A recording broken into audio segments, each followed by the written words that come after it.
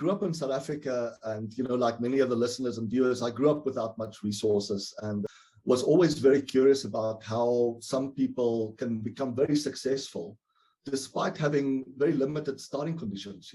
Maybe they grew up in a very poor environment, they don't go to a great school. How is it that some people can become successful despite these limiting starting conditions? If you think about, if your goal is to be successful, right, there's sort of 4 conditions that will determine your success.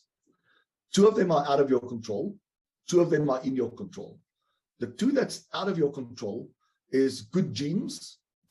You might just be lucky to have been born with the right genes that helps you to deal with risk much better than other people, or that you're much less sensitive to what other people think about you. So if you've got good genes, including, you're a very attractive guy, that life is going to be a little bit easier for you, right? It's unfair. It's grossly unfair, but that's a reality. If you've got good genes, either by the way that you look, the way that you emotionally react, your intellect, you are just lucky, and it has a big impact on success. It doesn't mean that it guarantees success, or that if you don't have good genes, it means that you can never be successful. It just means that it's going to be a lot more harder work for somebody that didn't get great genes. The second part is good luck, right?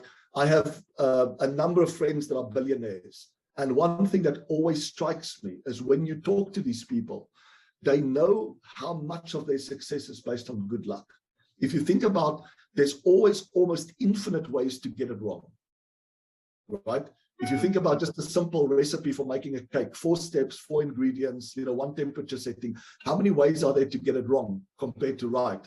So when you think about your life journey, there's so many places that you could have gotten it wrong that could have made a difference between success and failure. So those are the 2 things that are out of your control: good genes, good luck. The things that are in your control is hard work, right? It doesn't matter what you pick, it's going to be hard work.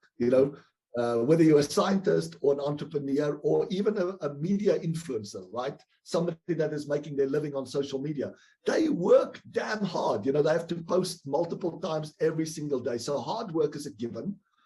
But then the other part is good decisions. And that's the area that decision scientists focus on, is the good decisions part. Theory of constraints can show you, in terms of hard working, what are the best ways of being much more productive. But the decision-making part is really what decision scientists study. The first part of that is understanding the mistakes that we can make. There's some avoidable mistakes and there's unavoidable mistakes. If I ask you to predict how much you will sell of a specific product at a specific location, it's very likely that you're going to be wrong. That's an unavoidable mistake. But there's a lot of avoidable mistakes. And those avoidable mistakes we sort of classify in terms of what are the mistakes that we make and what's the main reason for that. And if you can think about, if you made an avoidable mistake, there's 1 of 3 reasons. Ignorance, which is you didn't know. Okay. It's very easy to check if somebody made a mistake because of ignorance. Is you educate them and see if they change a decision. So if you got addicted to something bad like smoking or drinking or drugs, whatever, and we want to know that you get addicted because you were ignorant, then we'll educate you to show you how bad it is. And if it changes your behavior, we know it's ignorance. Unfortunately, most cases, it's not ignorance. It's one of the other 2 reasons. The second reason is inertia, which is I knew, but I decided not to act, not to change my behavior. So I know that eating a lot of sugar is bad, and yet I keep on eating sugar. That's inertia. Yeah. That's inertia. And what's behind inertia is not laziness or ignorance. What's behind inertia is normally fear. I'm scared to give up something that I want to keep, or I'm scared to gain something I don't want. So the decision methodology that I've developed, the Procon Cloud method and the Harmony Decision Maker app, is a very simple way of quickly finding out if the problem is out of ignorance or is it inertia, which means that there's some exaggerated fear of losing something or gaining something that can cause me to procrastinate, or there's an exaggerated frustration or expectation that can cause me to overreact. So the methodology in the app is just a very quick way of doing that. The last reason is called ineptitude. This says I knew, I acted, but I compromised in some way. And the compromise caused me to get only a partial result.